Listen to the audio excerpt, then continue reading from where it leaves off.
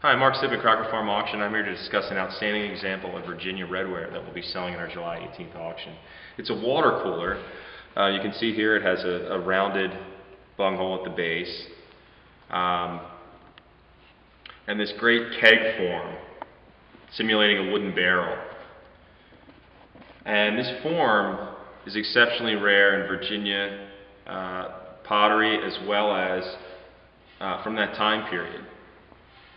This example was made by Eberly and Company of Strasburg, Virginia in the Shenandoah Valley about 1890, maybe 1895.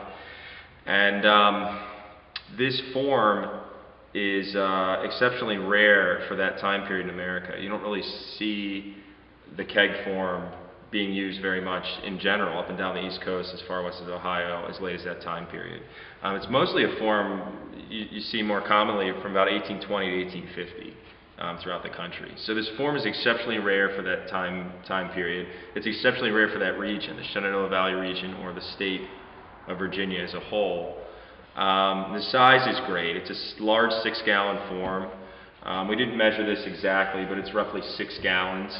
You can see it has this flange across the top, which is typical of a lot of kegs. As well as the maker's mark,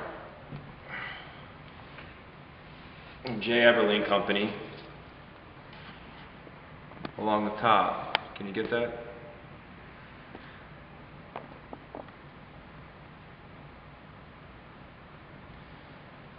Now there's very few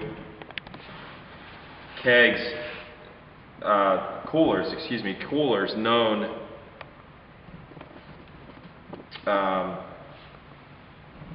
from the Eberlys. And this might be the only signed cooler known by the Eberlys.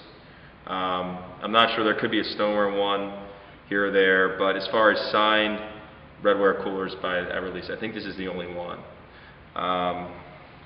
There may be one or two attributed examples, but to have the signature certainly helps the value and importance of this piece, and it's great to know exactly who made it. This multi-glaze that you see on it is a classic Shenandoah Valley glaze that was popularized by the Bells and Eberlys in Strasburg during the late 1880s into the 1900 time period. And it's created by dunking the surface in a whitish slip. So you can see this whitish slip, which actually turns a cream color with a clear lead overglaze. But on top of that, you have copper oxide splashed, this wonderful heavy streak of green copper on the side. It continues around in the reverse.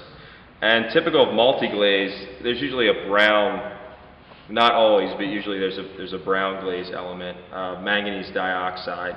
And you can see that it actually is manganese glaze, but it's lighter. It's like an amber honey kind of color on the sides.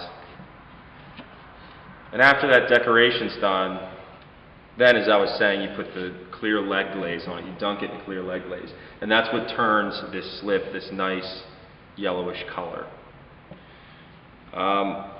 This is just a great form. It's a great example of multi-glaze, a very popular and desirable glaze technique in American Redware. People just love it because the color is so powerful.